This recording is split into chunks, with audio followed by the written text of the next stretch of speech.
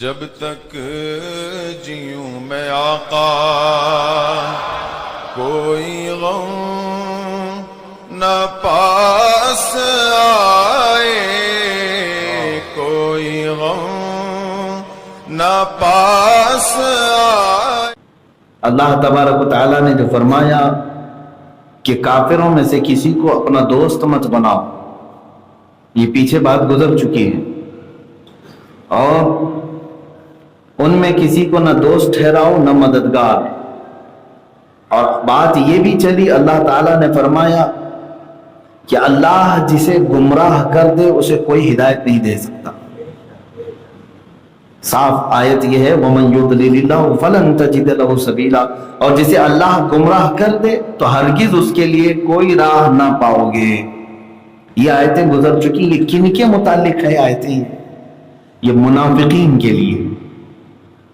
منافقین کی بات کافی دنوں سے چل رہی ہے، آیتیں منافقین کی صفات اور ان کے احکام کے بارے میں اور ان کی شناخت کے بارے میں گزر چکی ہیں کہ کیسے کیسے منافقین کہاں کہاں قطر بینی کرتے ہیں اور کتنا نقصان پہنچاتے ہیں۔ منافق کو اس سے قبل بھی میں نے بتایا تھا، وہ چوہے کی مثل ہے، گھروں کے اندر چھپے ہوئے چوہے کی مثل ہے۔ چوہا دیکھنے کے لیے تو ایسے ہی لگتا ہے کہ ایک غیر مضر جانور ہے، کچھ نہیں کرے گا، نہ وہ بھولا بھالا تو ہے لیکن مین تار کاٹ دیتا ہے۔ گھر کے اندر کبھی الیکٹریسٹی کی پوری وائر کاٹ لیتا ہے، کھا جاتا ہے، اور کبھی گیس پائپ کو کاٹ دے تو آگ بھی لگ سکتی ہے، کپڑوں کی تھیلیوں کو کاٹ دیتا ہے۔ تو گھر کے اندر تو موجود ہے، اس کو اگر ہلکے میں لے لیا جائے تو بڑی بڑی چیزیں کاٹ دیتا ہے۔ اسی لیے کہا ہے کہ اس کو اپنے گھر سے نکالو۔ اب ظاہر سی بات ہے چوہا مارنے کی دوائیں بھی ملتی ہیں، کسی نہ کسی طرح آپ اپنے گھر سے چوہے نکالتے ہیں، یا تو دوا دے کر کے، یا تو ایک علاج ہے کہ بلی پال لیتے ہیں، بلی کی آواز سے بھی چوہے چلے جاتے ہیں۔ تو منافقین کے متعلق یہی کہا گیا ہے کہ وہ جماعت میں چھپے ہوئے ایسے لوگ ہیں جو تمہاری مین تار کاٹتے ہیں، مین تار کو کاٹتے ہیں۔ کبھی مسلمان بن کر کے کوئی منافق جماعت کے درمیان رہتا ہوگا، چہرہ بھی ہوگا، ٹوپی بھی ہوگی، کپڑے بھی ہوں گے، ساری چیزیں، نمازیں بظاہر پڑھتا بھی ہوگا، لیکن دوستی میں بیٹھے بیٹھے ایسی جگہ تمہارے وہ وار کرے گا کہ سیدھے تمہارا کنیکشن مدینے سے چھوٹ جائے۔ جیسے اچانک دوستی یاری میں باتیں کرتے کرتے ذہن میں یہ بات ڈال دیا کہ رسول پاک صلی اللہ تعالیٰ علیہ وسلم مر کر مٹی میں مل چکے، معاذ اللہ، اب تو ان سے کیا تعلق رکھتا ہے؟ تو کاٹ دیا اس چوہے نے۔ کہاں کی تار کاٹا؟ سیدھے صاحب مدینہ رسول کریم صلی اللہ تعالیٰ علیہ وسلم سے جو تمہارا رشتہ ہے اسی پر اس نے ضرب لگا دیا۔ ایک بات میں اب یہاں پر کہوں گا کہ منافقین ہماری جماعتوں میں پہلے سے داخل ہوتے رہے، آج بھی ہوتے، آج بھی ہوتے۔ ایک بہت بڑا انگریز ہے، اس نے کہا تھا کہ مسلمانوں کو قابو میں کرنا ہے، غلام بنانا ہے تو کچھ صورتیں ہیں، جس کو اقبال نے اپنے شعر میں ترجمانی کرتے ہوئے کہا ہے۔ انگریز نے یہ کہا کہ یہ مسلمان جلدی غلام بنتے نہیں، مر جاتے ہیں، کٹ جاتے ہیں، لیکن پھر کھڑے ہو جاتے ہیں۔ کوئی تو ہے ان کے اندر چیز کہ جو انہیں ختم ہونے نہیں دیتی، پھر سے جمع ہوتے ہیں اور پھر اپنی زندگی کو چلا لیتے ہیں۔ آخر ان کو کیسے توڑ دیا جائے؟ تو اس نے ایک مشورتاً یہ بات کہی تھی جس کو اقبال کہتا ہے، یہ فاقہ کش موت سے ڈرتا نہیں ذرا، روح محمدی اس کے بدن سے نکال دو، روح محمدی اس کے بدن سے نکال دو۔ معاذ اللہ، انگریز یہ چاہتا ہے کہ یہ مومنین جو زندہ ہیں ان کے اندر نسبت رسول باقی، جو اپنے نبی کے لیے مرنے مٹنے اور سب کرنے کو تیار ہوتے ہیں، یہ جذبہ ختم کرو، تب پھر ان کو قابو میں پاؤ، ان کو کنٹرول کر سکو گے، یہ تمہارے غلام بھی بن جائیں۔ اور پھر اقبال نے یوں بھی کہا، عرب کو دے کے عجم کے تخیلات، اسلام کو حجاز و یمن سے نکال۔ حجاز اور یمن اسلام کی وہ سلطنتیں جو تاریخ ہے جس کی، جہاں اسلام کی روایتیں آج بھی باقی رہیں، وہاں سے اسلام کو نکالنا معمولی بات نہیں۔ کیسے نکالا جائے؟ تو اس انگریز نے کہا ماڈرن کلچر ان کے اندر اتنا ڈال دو کہ ہر جوان لڑکا اور لڑکی کچھ اور ہی نظر آئے، اسلام ویسے ہی نکل جائے گا۔ آج یہ دونوں چیزیں کرنے پر لگ گئے۔ میرے عزیزوں، منافقین سیدھے وار کرتے ہیں عشق رسول پر۔ رسول کریم صلی اللہ تعالیٰ علیہ وسلم کی عظمت جو تمہارے دلوں میں، اس کو کم کر دیا جائے، اس کو ہلکے میں لے لیا جائے، اس کام پر وہ لگ جاتے ہیں۔ ظاہر سی بات ہے، اگر کوئی دشمن اسلام کہے گا ایسی بات تو آپ تھوڑی نہ ایکسپٹ کریں، آپ جلدی کسی کافر اور مشرک کی بات کو نہیں قبول کریں گے۔ ہاں، اپنی جماعت میں ہی بیٹھے ہوئے کسی ایک مسلمان کو آپ جو اپنا گہرا دوست سمجھتے ہیں، باتیں کرتے کرتے ایک دن وہ تمہارے ذہن میں زہر ڈال دیتا ہے، اور پھر آپ کے دل میں بھی وہ بات آنے لگتی ہے، یہاں سے گمراہی شروع ہو جاتی ہے۔ اس لیے یاد رکھو کہ ہمارا کل دین رسول پاک صلی اللہ علیہ وسلم سے وابستہ ہے۔ بہت سادہ سا ہے اصول دوستی اپنا، بہت سادہ سا ہے اصول دوستی اپنا، جو ان سے بیگانہ ہو وہ اپنا ہو نہیں سکتا۔ جو رسول پاک صلی اللہ علیہ وسلم سے دور کرے وہ ہمارا نہیں ہو سکتا۔ اب یہاں دیکھیں منافقین کے متعلق جو آیتیں آئی ہیں، ابھی میں اس پر جا رہا ہوں کہ یہ لوگ گھروں کے اندر، جماعت کے اندر، محلوں کے اندر، بڑے شہروں کے اندر بنام مسلمان رہتے ہیں، لیکن اسلام کی قطر بھی نہیں کرنا چاہتے ہیں، جڑیں کاٹتے ہیں۔ مومنین میں پارا پارا کرنا، ٹکڑے ٹکڑے کرنا، اس پر وہ لگے رہتے ہیں۔ آپ کو معلوم ہے، ایک مثال میں دیتا ہوں۔ ہیمفرے نام کا ایک شخص مستشرق، اس کی کتاب ملتی ہے آج بھی مارکیٹ میں، اب کتاب مل جائے گی ٹرانسلیٹڈ، ہم نے اردو میں بھی پڑھا، اس نے انگریزی میں لکھا ہے کتاب۔ وہ بچپن سے قسم کھا کر کے نکلے ہوئے لوگ جو یہودی ہوتے ہیں، یعنی نسلاً یہودی ہیں، لیکن بچپن میں ہی ان کو قرآن کا حافظ بنایا جاتا ہے، یہودی ہے وہ۔ ہیمپرے اس نے خود لکھا ہے کہ اس کے کئی ساتھی جو یہودی تھے، انہوں نے قرآن کی تعلیم لی، پورے حافظ قرآن بنے، اور دوسرے علوم بھی حاصل کیے۔ پڑھنے کے بعد ان کا مشن صرف یہی تھا کہ وہ قسم کھا کر کے نکلتے تھے کہ مسلمانوں میں ان کے عقائد میں ہم سیندھ ماریں گے، اتنا پڑھیں گے ان کی کتابیں کہ ان کے ویک پوائنٹس نکال کر کے ان کے اندر شک پیدا کریں، ان کے ذہنوں میں شک پیدا کریں گے اسلام کے متعلق، بانی اسلام کے متعلق، قرآن کے متعلق۔ اس کام کے لیے وہ اپنی پوری زندگی علم دین حاصل کرنے میں لگا دیتے ہیں، جبکہ وہ مسلمان نہیں ہوتے۔ ہیمفرے انہی میں سے ایک آدمی ہے جو پورا عالم بھی بنا، حافظ بھی بنا، تفسیر بھی پڑھا، حدیث بھی پڑھا، اور وہ خود لکھتا ہے کہ میری ڈیوٹی کہاں کہاں پر تھی۔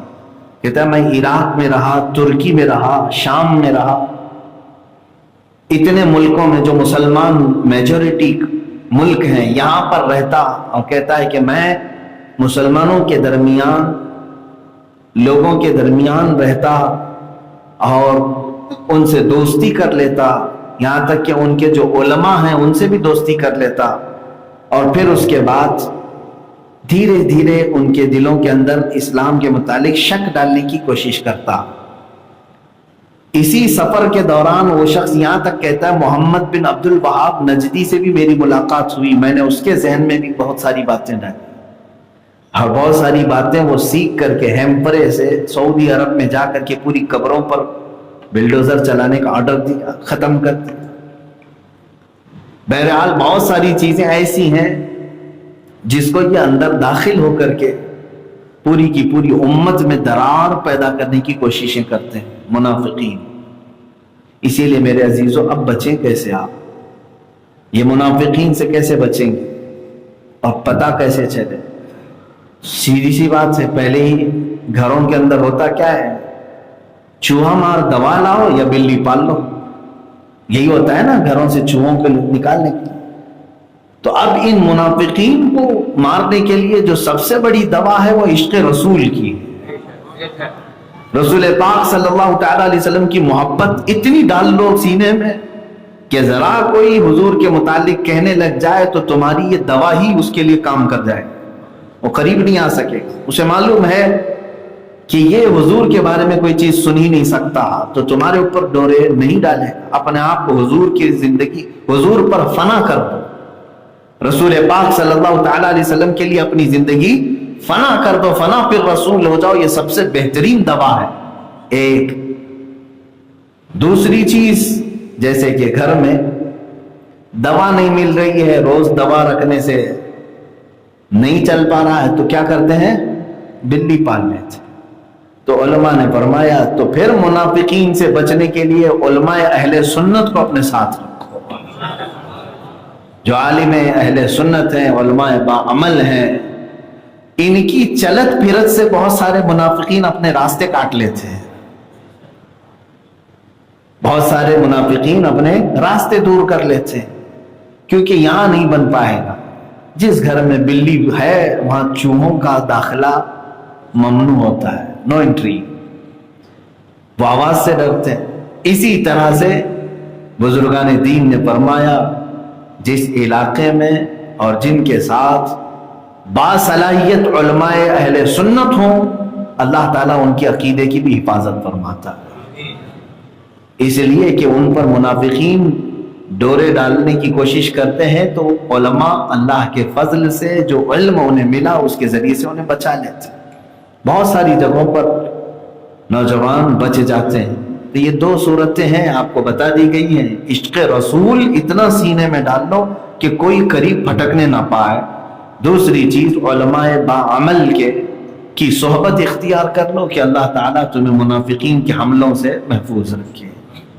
اب یہاں پر آج جو آیت میں نے تلاوت کی اس میں یہ ہے، اللہ تعالیٰ فرماتا ہے کہ جتنے بھی دشمن ہیں اللہ تعالیٰ ان پر، یعنی تم پر ان کو طاقت کبھی نہیں دیتا۔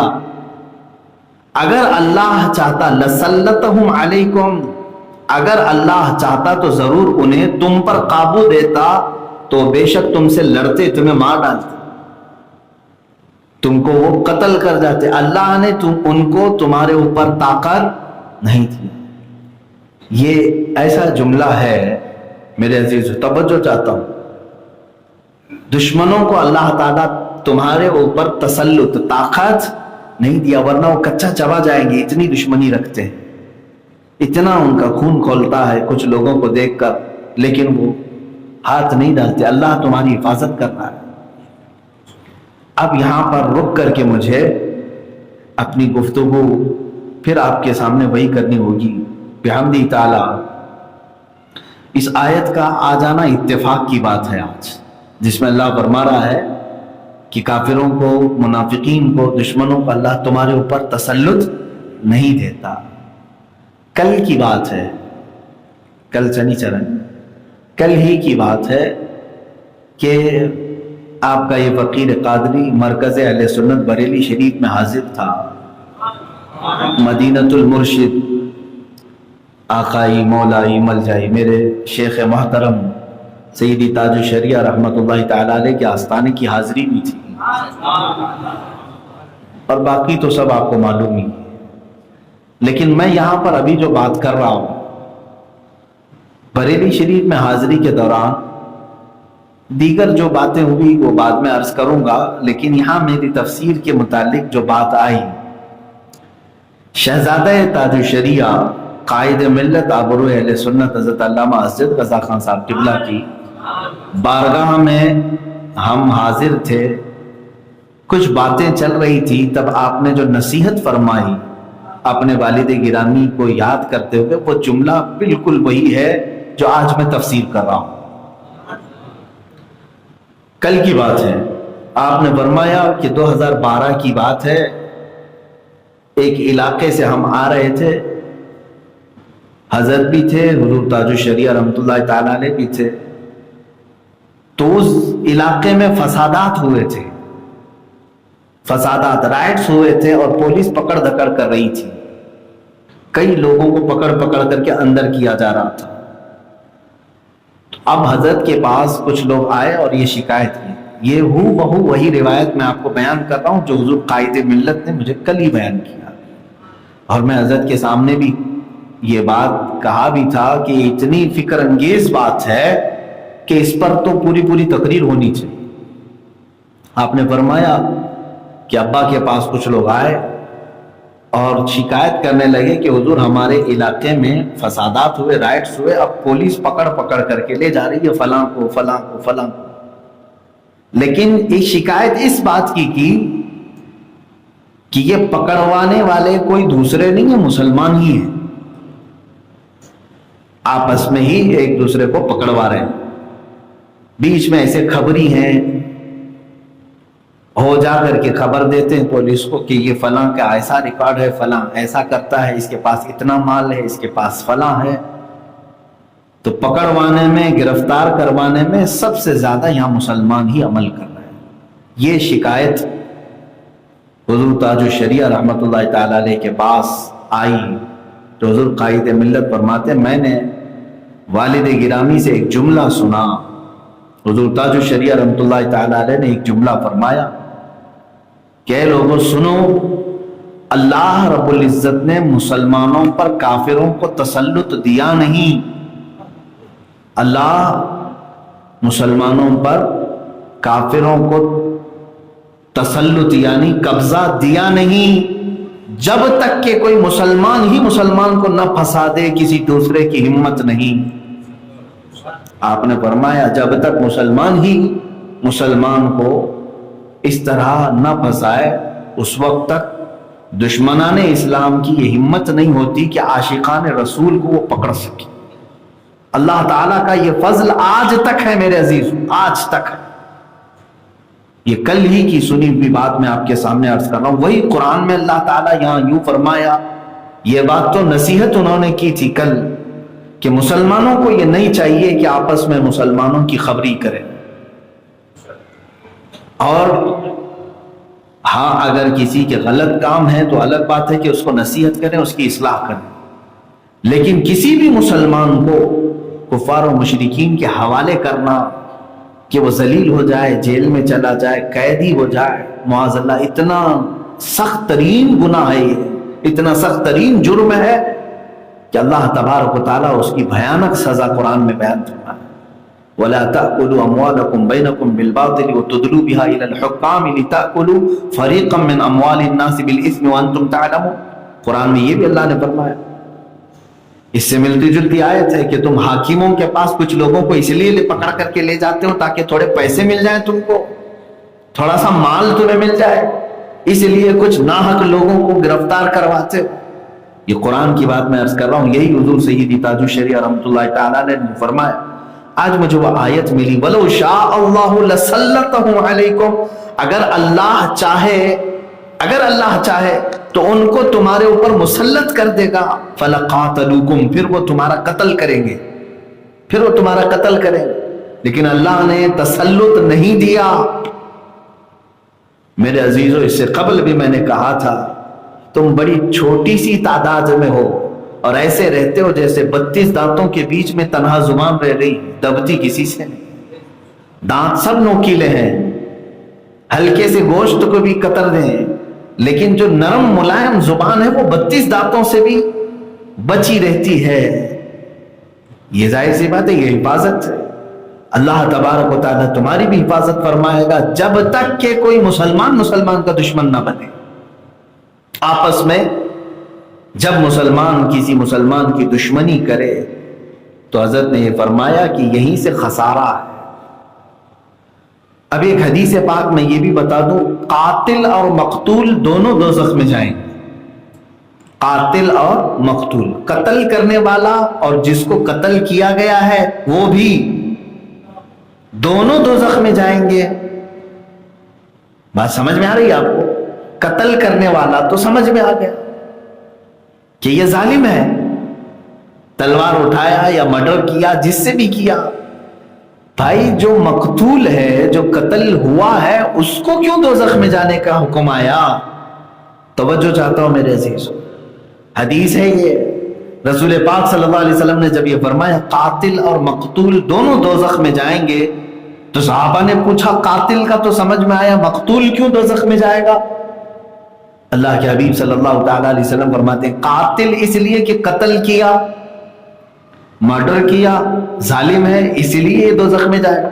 مقتول اس لیے کہ اسے موقع نہیں ملا، موقع ملا ہوتا تو وہ اسے قتل کرنے والا تھا، دونوں تو آپس میں ایک دوسرے کو قتل کرنے کے لیے کھڑے تھے۔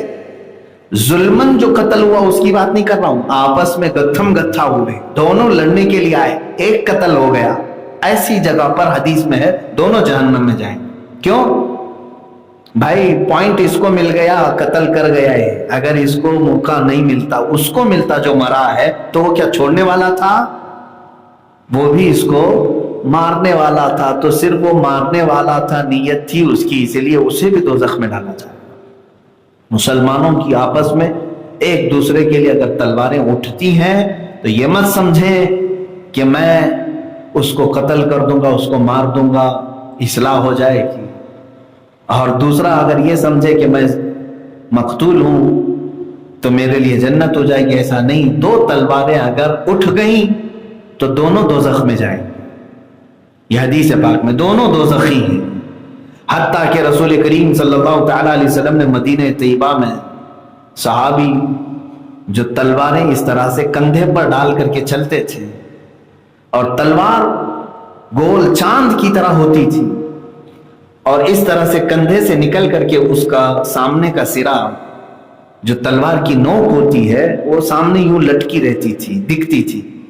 ایک صحابی کندھے پر اس طرح تلوار لٹکائے آ رہے تھے، میرے آقا صلی اللہ تعالی علیہ وسلم نے فرمایا اس تلوار کی نوک کو پیچھے کی طرف کر لو، بدل لو، پیچھے کی طرف کر لو۔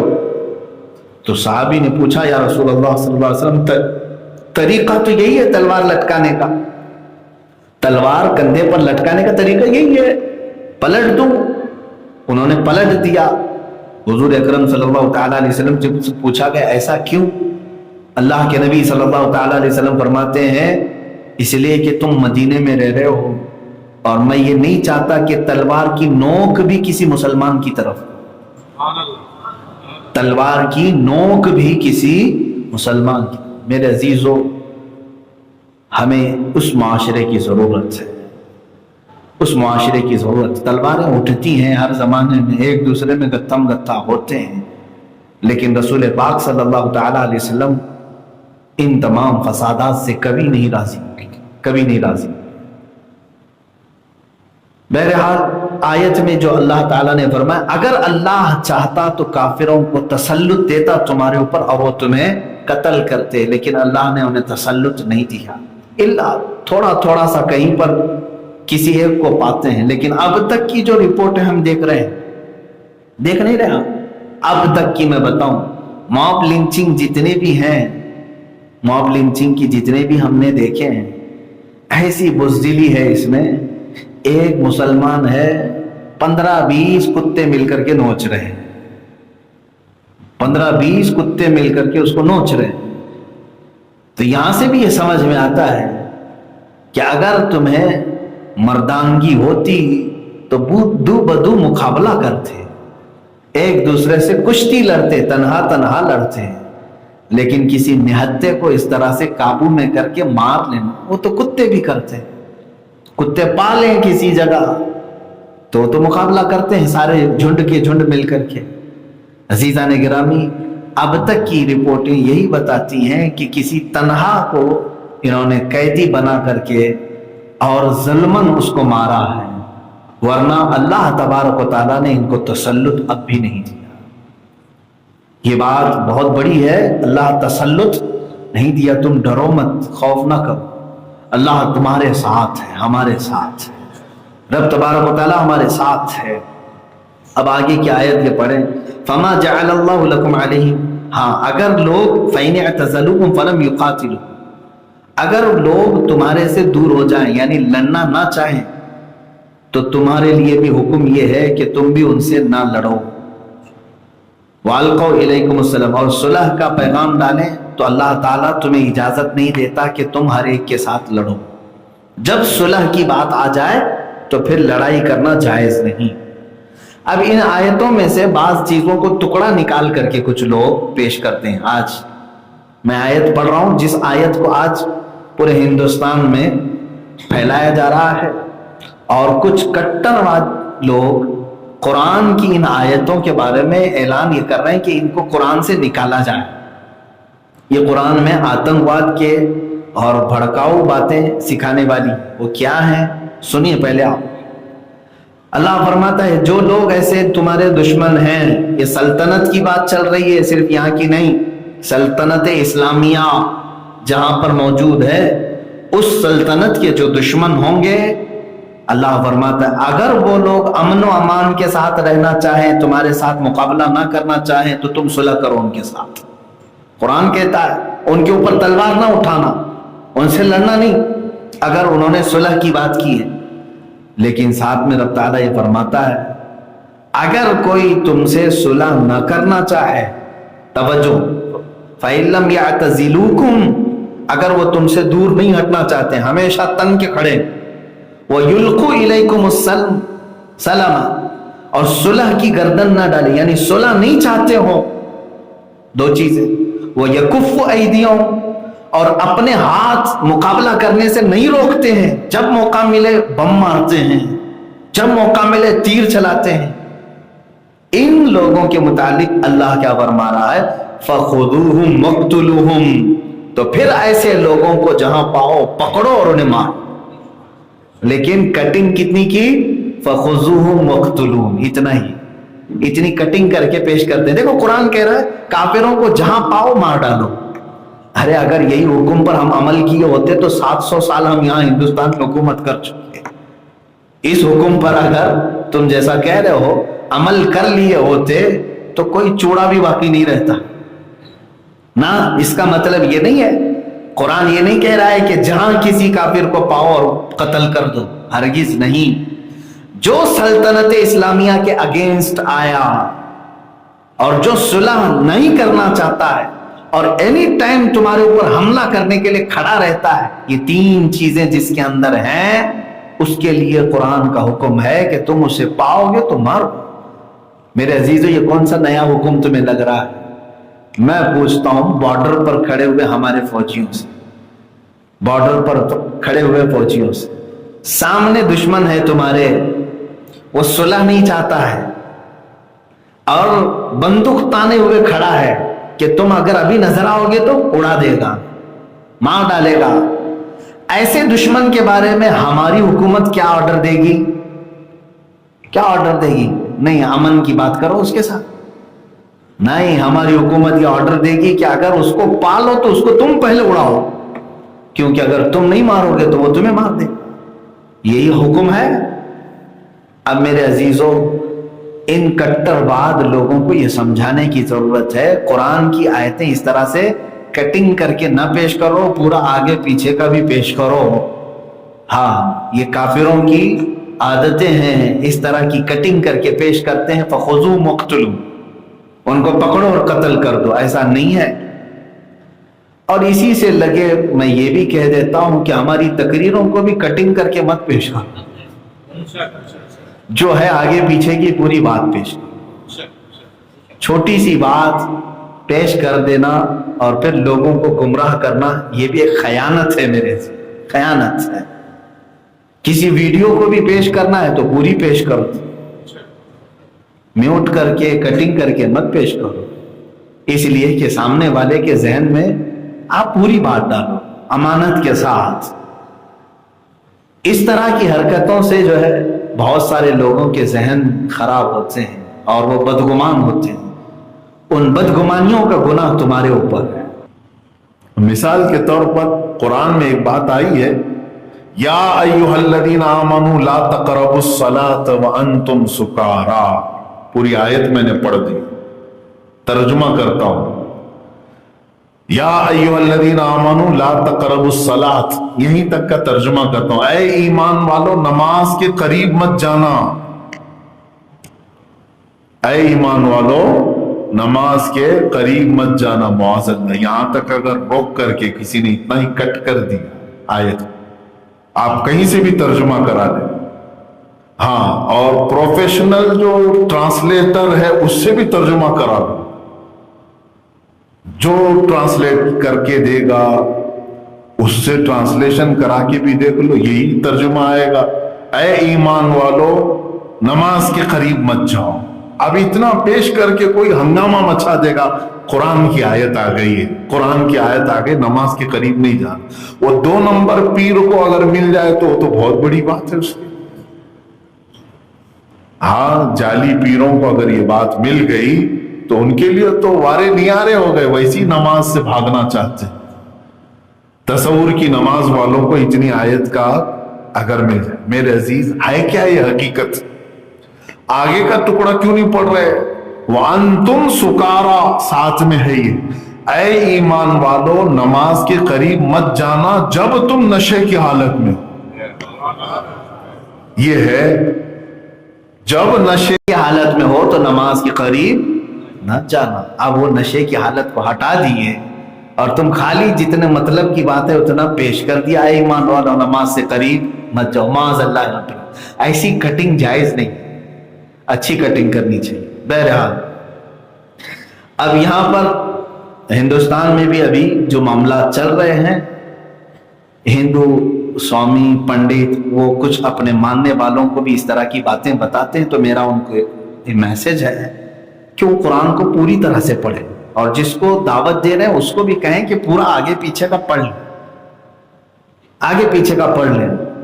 اس طرح کی بات اگر کوئی نہ سمجھ کر کے بھی کہہ دے، جیسے کہ پچھلے زمانے میں ایک بادشاہ تھا، اس نے ایک عالم کو بلایا اور کہا قرآن کہتا ہے کہ جہاں کہیں کافروں کو پاؤ قتل کر دو، کیا یہ بات صحیح ہے؟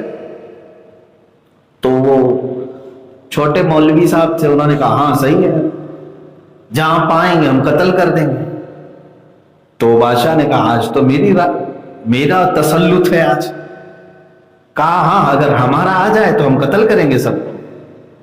وہ مولوی صاحب نے اسی بات کہی تو بادشاہ نے کہا اٹھاؤ تلوار اور مارو، یہ جہاں جہاں ملے مسلمان قتل کرو۔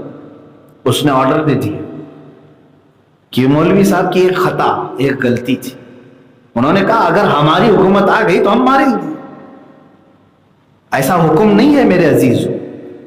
تو جب انہوں نے ایسا جواب دیا تو بادشاہ مسلمانوں کا قتل شروع کر دیا، تقریباً 8 یا 10 ہزار لوگ قتل ہوئے۔ تو جو ذمہ دار بڑے تھے علماء، انہوں نے پوچھا یہ ہو کیا رہا ہے، بادشاہ کو کیا پاگل پن سوار ہو گیا، کیوں ایسا؟ اچھا تو تھا۔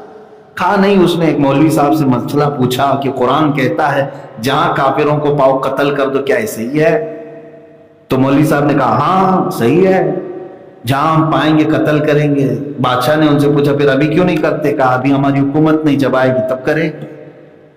تو اسی بات پر بادشاہ برہم ہو کر کے سارے لوگوں کو پہلے ہی سے قتل کر رہا ہے۔ تب وہ ایک عالم ربانی، بڑے عالم دین تھے، وہ آئے بادشاہ کے پاس، کہا میں آپ سے بات کرنا چاہتا ہوں۔ کہا کیا بات؟ جس بارے میں آپ نے اس مولوی صاحب سے پوچھا اور اتنے قتل کیا، آپ کو کیا سمجھ میں آئی؟ کہا کہ تمہارا قرآن کہہ رہا ہے کہ جہاں ہم جیسوں کو پاؤ قتل کر دو، میں مسلمان نہیں ہوں۔ تو اس عالم دین نے کہا نہ، ان کی خطا ہے، ان کی بھول ہے، وہ قرآن کو نہیں سمجھے اور بیان کر دیا۔ یہی کٹنگ والوں کا حال ہوتا ہے، ویسے ہی بیان کر دیا۔ تو بادشاہ نے پوچھا تو پھر ہے کیا اصل یہ؟ کہا بادشاہ آپ کی یہ سلطنت ہے، آپ کی یہ رعایا ہے، آپ کا یہ ملک ہے، مجھے یہ بتاؤ جنگ کی حالت آ گئی، دشمن آپ کے اوپر آ گئے، ادھر کے ملک والا، سامنے کے ملک والا، ادھر کے ملک والا دشمنی پر آ گئے اور جنگ کی حالت آ گئی، اور آپ کے فوجیوں پر ان لوگوں نے، دشمنوں نے تلواریں اٹھا لی، سب تلواریں اٹھا چکے ہیں، ہر طرح سے دشمن۔ اے بادشاہ سلامت، اس دن آپ کیا آرڈر دو گے اپنے فوجیوں کو؟ جب آپ کی رعایا کے خلاف سارے دشمن تلوار اٹھا لیں، اس دن اے بادشاہ آپ کیا آرڈر دیں گے اپنے سپاہیوں کو؟ बादशाह कहता है मैं तो ऑर्डर दूंगा कि जहां दुश्मन तलवार उठाए नजर आए मार डालो। तो कहा यही तो इस्लाम भी कह रहा है, कुरान यही कह रहा है कि जब तुमसे कोई सुलह ना करना चाहे और तलवार उठा ले और मारने पर आ जाए, तब कुरान कहता है कि सल्तनत इस्लामिया की हिफाजत के लिए तुम उसे दूर कर सकते हो, दफा कर सकते हो। यही इतने ही टॉपिक को आज भड़काऊ बना करके, आतंकवाद से तशबीह दे करके मुआज़ अल्लाह कुरान पर क्या क्या इल्जामात इन काफिरों ने रख दिए। मेरे अजीजों, पूरा कुरान पढ़ डालो, आतंकवाद, दहशतगर्द, टेररिज्म, ये सब अल्फाज तो इनके बनाए हुए हैं। कुरान में एक लफ्ज भी कहीं जुल्म का तुम्हें इस तरह का नहीं मिलेगा। यानी जुल्म का लफ्ज नहीं कह, जुल्म करने की इजाजत हरगिज नहीं। कुरान तो कहता है अल्लाह तबारक व तआला जालिमों से बेखबर नहीं, जिसने भी जुल्म किया अल्लाह उसका हिसाब ले। तुम तो जुल्म की बात तो छोड़ो, एविडेंस होंगे, साबित किए जाएंगे, फला फला चीजें उनकी। कुरान तो कहता है फमन यअमल मिस्काल दर्रतिन खैरन यरा वमन यअमल मिस्काल दर्रतिन शर्रन यरा। कुरान का तो ये फलसफा है कि तुम में से अगर किसी ने राई के दाने के बराबर भी अगर बुराई किया है, अल्लाह वो भी तुम्हें दिखाएगा। राई के दाने के बराबर भी अगर नेकी की है तो उसकी जजा भी देगा। यहां ये अदल है मेरे अजीजों। अब इस आयत पर जितने लोग भोंकते हैं उन सब के लिए मेरा ये पैगाम है, पढ़ो आगे और पीछे की, सिर्फ कटिंग पर मत जाओ। हाँ, इस तरह की और भी बहुत सारी आयतें हैं जो आयाते जिहाद हैं, उसको आज इस तरह से पेश किया जा रहा है जैसे कि इस्लाम सिर्फ लड़ने के लिए आया है, सिर्फ लड़ाने के लिए आया है, सिर्फ मरने के लिए आया है, मारने के लिए आया है। मेरे अजीजों, इस्लाम का लफ्ज ही बताता है कि ये सलामती से बना है, सलामती से बना है। इस्लाम सलामती से बना है, पीस का नाम इस्लाम है, अमन से रहने का नाम इस्लाम है, शांति से रहने का नाम इस्लाम है। लेकिन इस शांति को जो भंग करे, जो फसादात कायम करे, जो राइट्स करे, उसकी कलाई को मजबूती से पकड़ने का नाम भी इस्लाम। हाँ, ये बात है कि हम अमन की बात जरूर करेंगे, लेकिन अमन में जो खराबी डालेगा उसका दामन पकड़ेंगे, ये भी इस्लाम।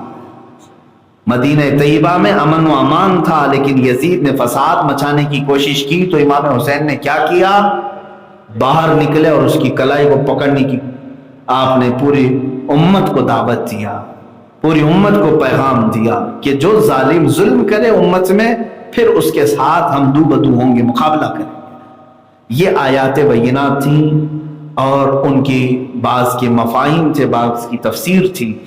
अल्लाह तबारक व तआला यहाँ पर एक बात ये भी फरमाता है कि जो तुमसे सुलह कर लें और अमन चाहें तो फिर उनके साथ लड़ाई ना करो, उनके साथ मुकाबला ना करो। मिसाल के तौर पर आप भी यहाँ हिंदुस्तान में रहते हैं, अमन से रहने का हुक्म इस्लाम ने दिया है।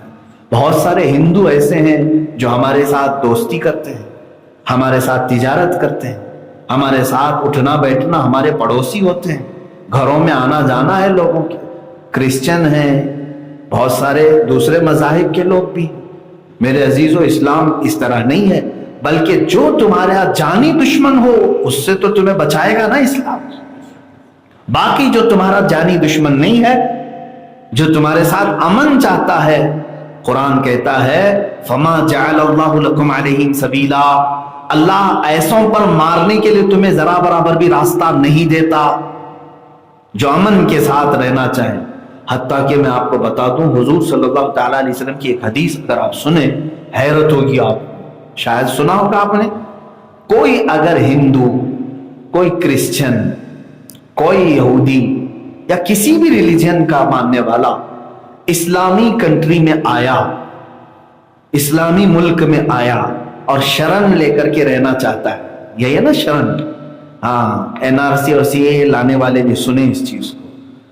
अगर कोई दूसरे मजहब वाला इस्लामिक मुल्क में आया, उसको कहते हैं जिम्मी, अमन लेकर के रहना चाहता है, अमन लेकर के वो टैक्स अदा करता है इस्लाम में, वहां के मुल्क का टैक्स भरता है। आप सुनो उसके मुतालिक हदीस क्या है। हुजूर अकरम सल्लल्लाहु तआला अलैहि वसल्लम फरमाते हैं, ऐसे जिम्मी काफिर पर कोई हाथ ना उठाए, अगरचे वो काफिर है, لیکن تمہارے ملک میں رہ رہا ہے، امن کے ساتھ رہ رہا ہے۔ تو فرمایا رسول کریم صلی اللہ تعالیٰ علیہ وسلم نے، ذمی کے ساتھ اگر کسی نے ظلم کیا تو گویا کہ اس نے میرے ساتھ ظلم کیا۔ اتنی بڑی بات کہ دھوکہ دینا، اس لیے کہ وہ حضور صلی اللہ تعالیٰ علیہ وسلم کے دین اور اسلام کی اس مقدس ملک میں امن سے رہ رہا ہے، اس لیے کہ حضور کو امن والا دیکھ کر کے رہ رہا ہے۔ تم نے اگر اس کے ساتھ دھوکہ دڑی کی تو گویا کہ تم نے پورے اسلام کے ساتھ دھوکہ کیا۔ ہمیں منع کیا گیا ہے کافروں کے ساتھ، چاہے وہ ہندو ہو، کرسچن ہو، سکھ ہو، عیسائی ہو، کوئی بھی وہ امن کے ساتھ اگر رہتا ہے تم اس کے ساتھ چھیڑ چھاڑ نہیں کر سکتے، اس کے ساتھ ظلم زیادتی نہیں کر سکتے، اس کو برا بھلا نہیں کہہ سکتے۔ یہ تمام احکام جہاد جو بھی ہیں وہ آج ہمارے اوپر اس طرح تھوپ کر کے دنیا بتا رہی ہے کہ جیسے یہ صرف لڑنے کے لیے پیدا ہوئے ہیں، ہم صرف لڑنے کے لیے پیدا ہوئے ہیں۔ میرے عزیزو، ہم امن قائم کرنے کے لیے آئے، اسلام امن کی دعوت دینے کے لیے آیا ہے، لیکن جہاں فسادات ہوں گے وہاں سے فسادات کو ہم دور بھی کریں گے۔ اب اس کی مثال ایسی ہے، کسی ڈاکٹر کو آپ یہ کہیں گے یہ ہمیشہ چھری مارتا ہے، ہاں یہ ڈاکٹر جو ہے نا ہمیشہ چاقو مارتا ہے، یہ چاقو باز ڈاکٹر نہیں کہیں گے۔ کیوں؟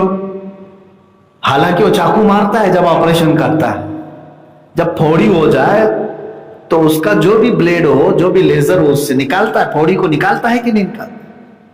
لیکن اس کے اس کام کی وجہ سے اسے قاتل نہیں بولیں گے آپ، اس کو چاقو باز نہیں بولیں گے۔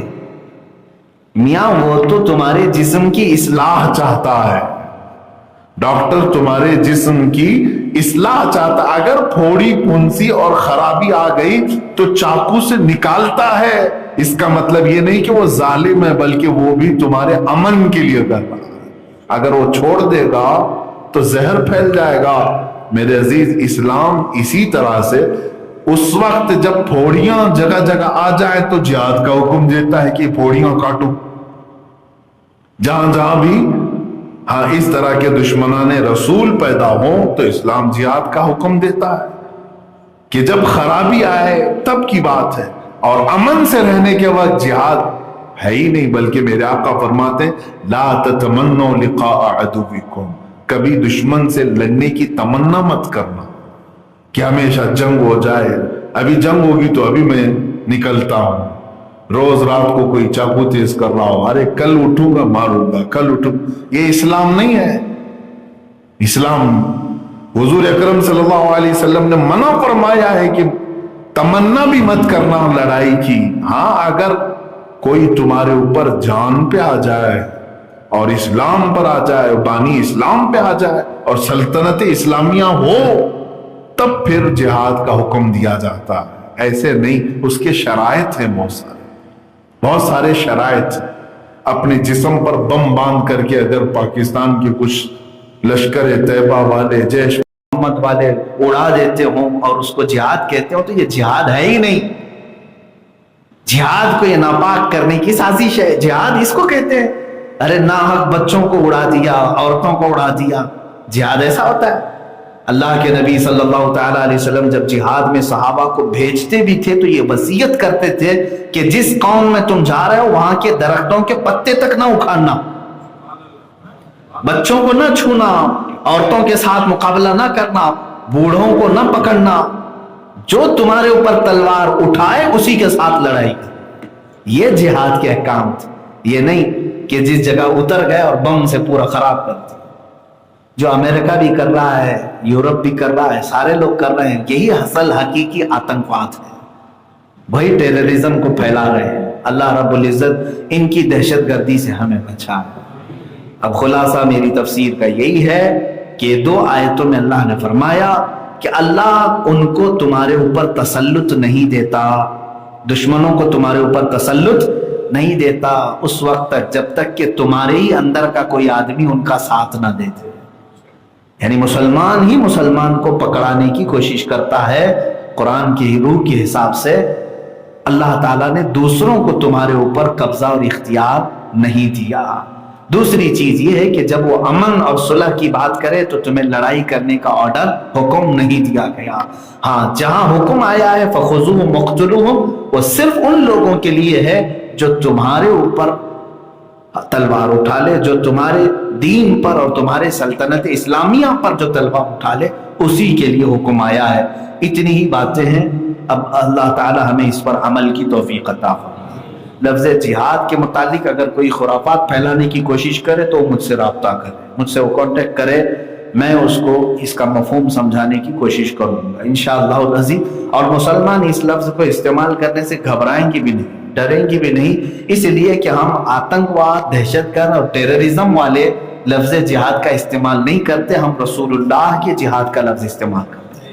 मेरे आका सल्लल्लाहु अलैहि वसल्लम और सहाबा ने जो किया उस लफ्ज़ को हम इस्तेमाल करते हैं कि खराबी और आतंक के खिलाफ खड़े होने का नाम जिहाद है, टेररिज्म के खिलाफ खड़े होने का नाम जिहाद है, फसादात के खिलाफ खड़े होने का नाम जिहाद है। अल्लाह ताला उसी जिहाद पर हमें कायम रखे।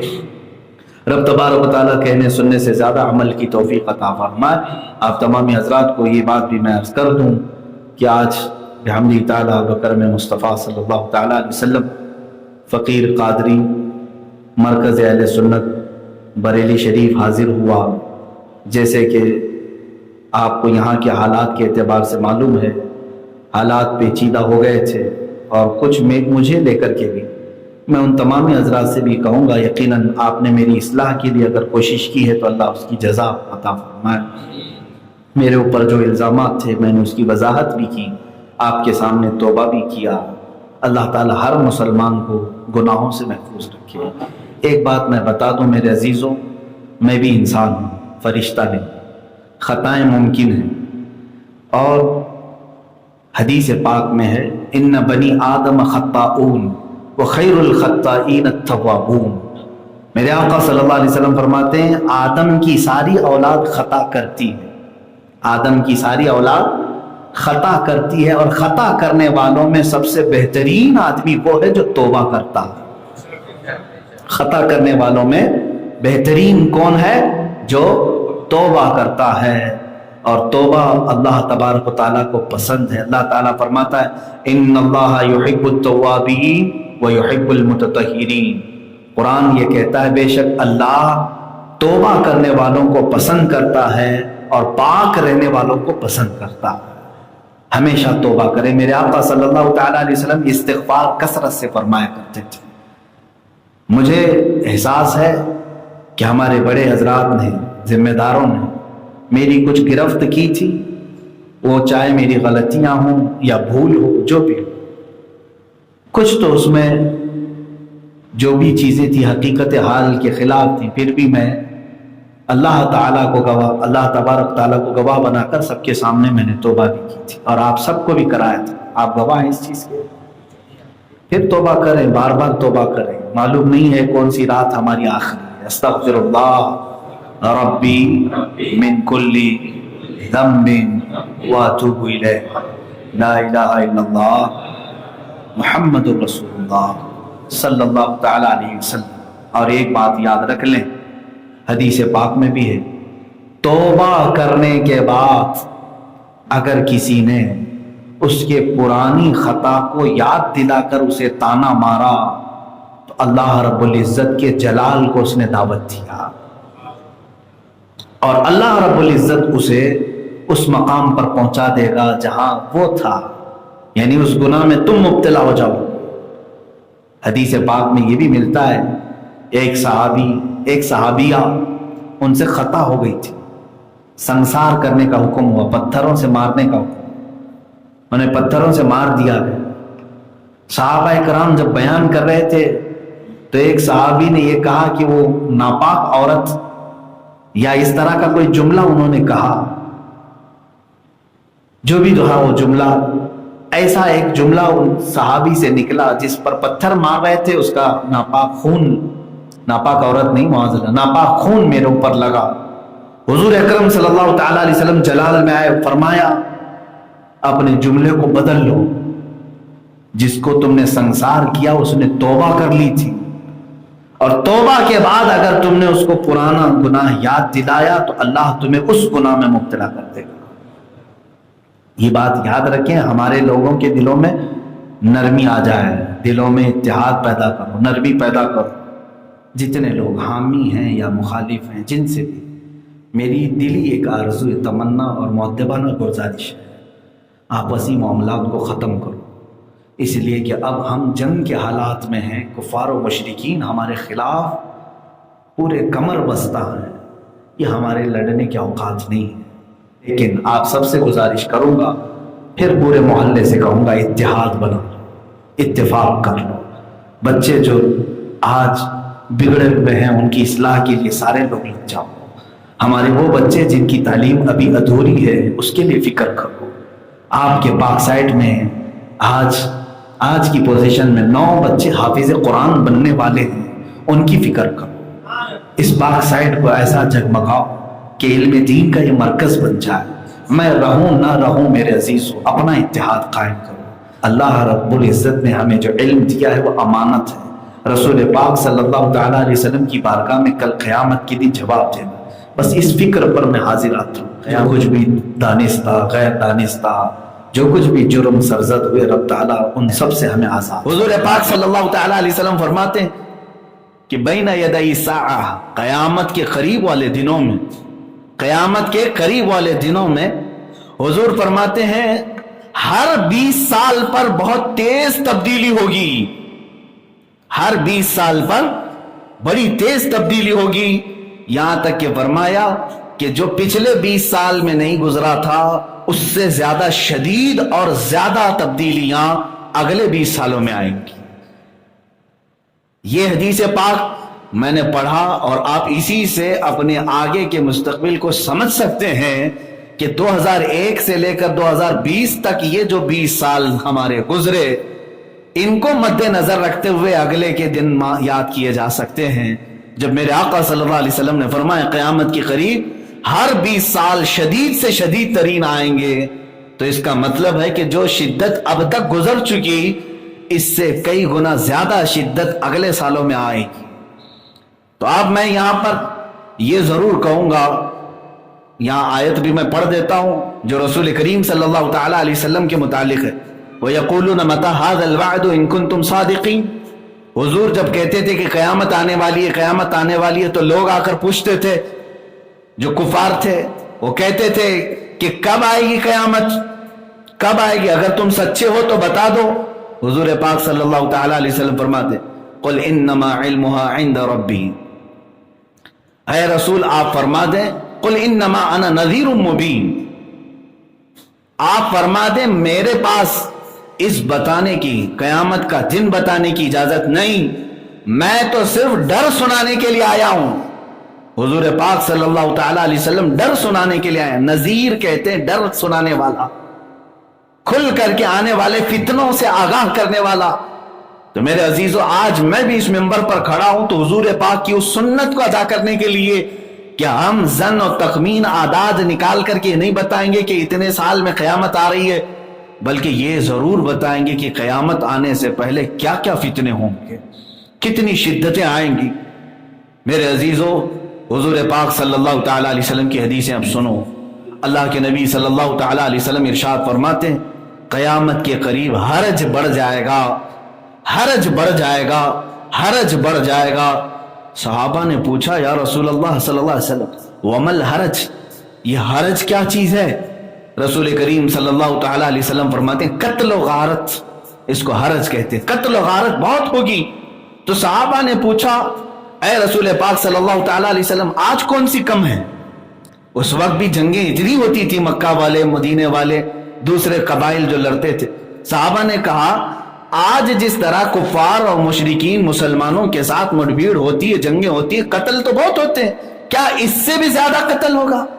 حضور پاک صلی اللہ علیہ وسلم نے اب جو بیان فرمایا وہ قابل توجہ ہے میرے عزیزو۔ فرماتے میرے آقا اس قتل کی بات نہیں کر رہا ہوں جو آج ہو رہا ہے جنگوں میں، بلکہ حضور فرماتے ہیں بھائی اپنے بھائی کو قتل کرے گا، بیٹا اپنے دادا اور باپ کو قتل کرے گا، اپنے چچیرے بھائیوں کا قتل کرے گا، اس کو حرج حضور فرماتے ہیں۔ یہ قتل کثرت سے بڑھ جائے گا، آپسی قتل، یہاں تک کہ حضور اکرم صلی اللہ تعالیٰ علیہ وسلم فرماتے ہیں ایک زمانہ وہ تم دیکھو گے کہ لوگ بھوکے برتن پر جس طرح جھپٹتے ہیں وہ اپنے ہی بھائیوں کی گردن کی پیاس بجھانے کے لیے ان کے اوپر تلواریں سونت لیں گے، ایک دوسرے کے قتل پر آمادہ ہو جائیں گے۔ اس کو میرے آقا صلی اللہ علیہ وسلم نے فرمایا یہ حرج ہے اور یہ بڑھ جائے گا قیامت کے قریب، بہت تیزی سے بڑھے گا۔ اور ایک ملحمت الکبریٰ کے متعلق حدیث ملتی ہے کہ تم دیکھو گے میری امت میں قتل اتنا بڑھ جائے گا کہ اگر 100 لوگ ہوں گے 99 قتل ہو جائیں گے، ایک بچے گا۔ اتنی تیزی سے یہ قتل و غارت کا سلسلہ شروع ہو جائے گا۔ عزیزان گرامی وقار، کہیں وہ ان آنے والے سالوں کے متعلق ہی تو نہیں بتایا گیا تھا جو حدیث پاک میں بشارت دی گئی ہے؟ یہ اگلے آنے والے 20 سال تو نہیں ہے، اس لیے کہ حالات پوری دنیا کی سیاست کے بدلتے ہوئے تیزی سے ہمیں نظر آ رہے ہیں۔ ایک ایک سال کے اندر بہت تیزی سے تبدیلیاں آ رہی۔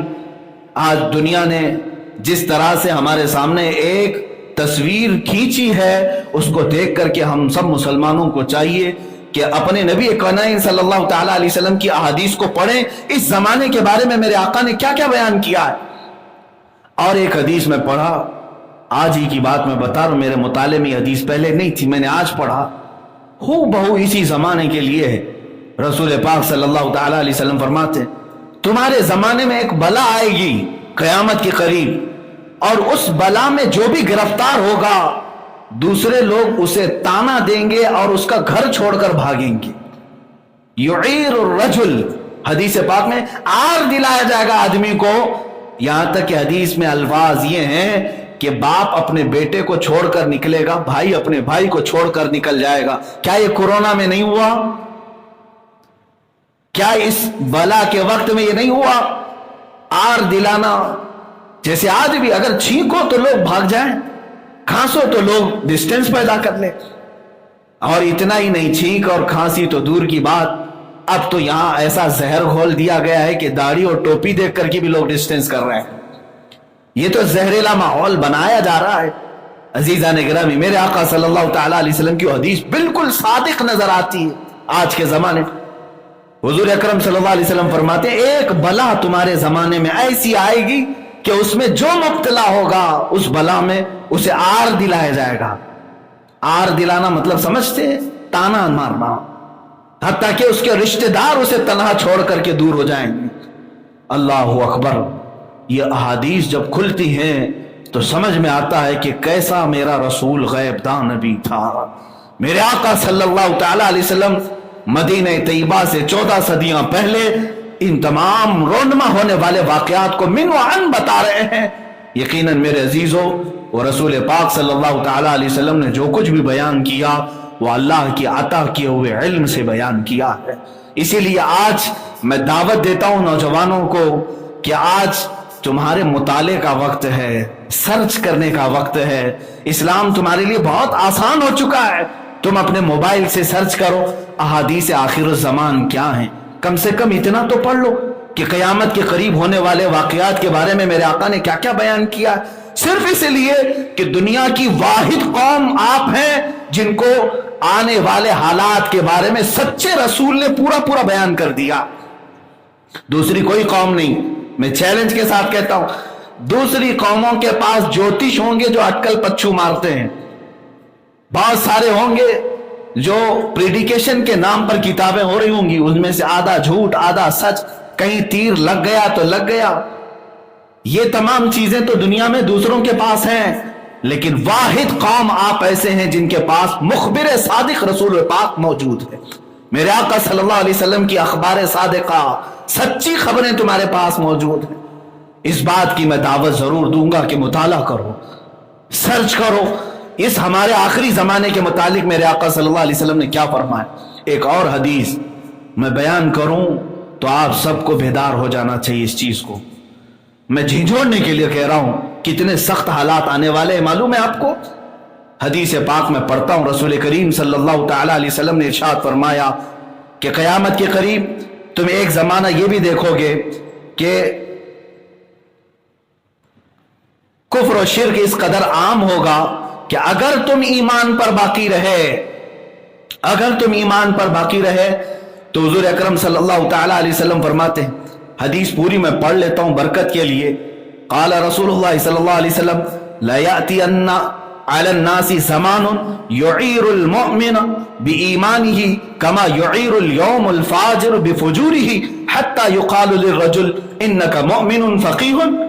حضور فرماتے ایک زمانہ ایسا آئے گا جب تم مومن رہو گے تو تمہیں لوگ ایسے تانا ماریں گے جیسے فاسق و فاجر زانی کو تانا مارا جاتا. زنا کرنے والے کو جس طرح لوگ گالیاں دیتے ہیں، فرمایا گیا کہ تم کو اس طرح لوگ ایک وقت آئے گا کہ تمہاری ایمان کی وجہ سے تمہیں تانا ماریں گے. یہ اتنا سخت وقت آئے گا جیسے آج اس کی شروعات ہو چکی ہے.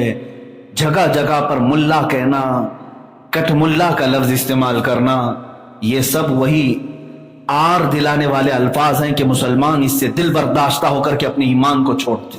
وہ بھی حدیث ہے. میں نے آج آخر الزمان کی ساری حدیثیں مطالعہ کی، ساری نہیں اکثر حدیثیں، اور میں آپ کے سامنے اسی لیے رکھنے جا رہا ہوں کہ یہ آگے والا سال کیسے طے کرو گے، یا اگلا جو سال آ رہا ہے کیسے طے کرو گے.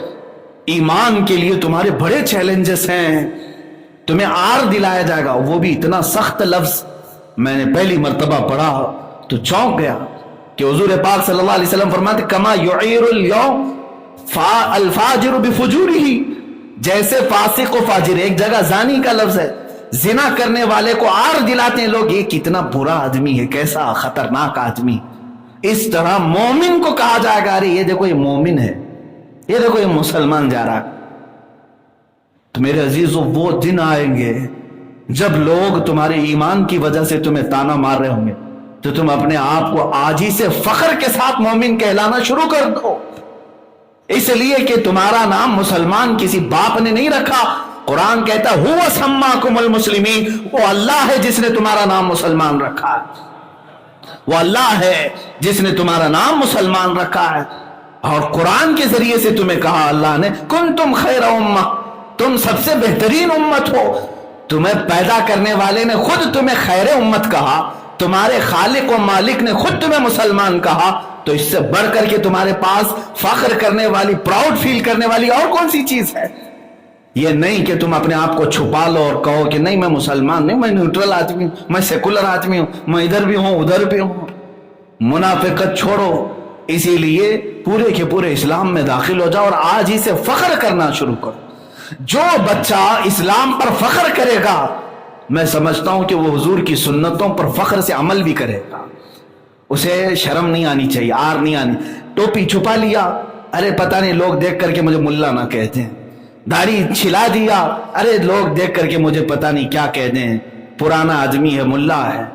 یہی تو تمہاری شرمندگی کی بات ہے میرے عزیزو. اگر تمہیں پراؤڈ ہوتا میرے نبی کی بات پر، حضور اکرم صلی اللہ تعالیٰ علیہ وسلم کے لائے ہوئے دین پر، تو ان کے طریقوں پر کبھی تم شرم محسوس نہیں کرتے، بلکہ فخر کے ساتھ یہ کہتے اے لوگوں میں ٹوپی ہی کیا، امامہ بھی، داڑھی کی ہلکی کیا، میں پوری داڑھی بھی صرف اس لیے رکھتا ہوں کہ کائنات کا سب سے حسین چہرہ میرے رسول پاک کا تھا.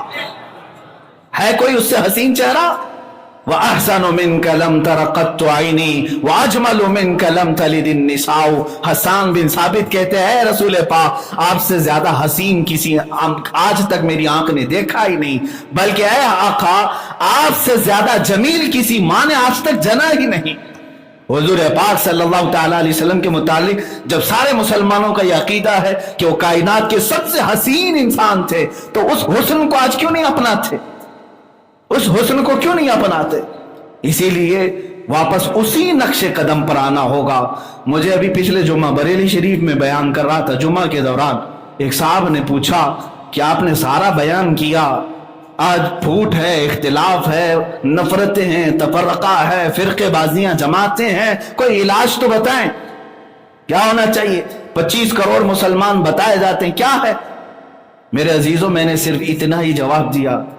علاج بہت سارے لوگ الگ الگ بتاتے ہیں، ایجوکیشن میں آ جاؤ، سیاست میں آ جاؤ، قیادت میں آ جاؤ، سسٹم میں آ جاؤ، فلاں میں آ جاؤ، سب میں پھر تمہاری کامیابی ہوگی. نہیں، اقبال نے جو کہا ہے وہ بہترین علاج ہے. اقبال نے جو کہا ہے وہ علاج یہی ہے، ان کے جو ہم غلام تھے خلق کے پیشوا رہے، ان کے جو ہم غلام تھے خلق کے پیشوا رہے، ان سے پھرے جہاں پھرا پھر آئی کمی وقار ہے. جو آج ذلت آئی ہے وہ صرف اور صرف رسول پاک سے منہ پھیرنے کی وجہ سے آئی ہے۔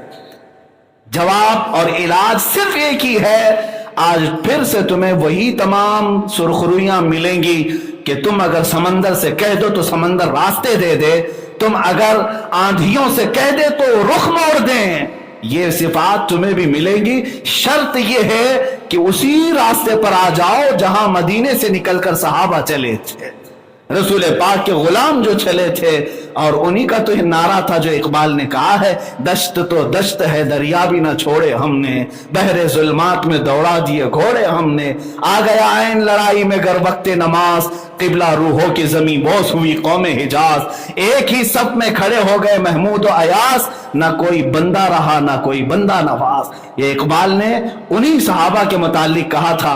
اور یاد رکھو، دنیا آج جس طرح کے حالات ہمارے سامنے پیش کر رہی ہے، یہ ہوتا رہے گا، یہ فتنے بڑھتے رہیں گے۔ یہ مسجدیں شہید کر کے یہ سوچتے ہیں کہ اسلام ختم ہو جائے گا، مینار ڈھا کر کے یہ سوچتے ہیں کہ اسلام ختم ہو جائے گا۔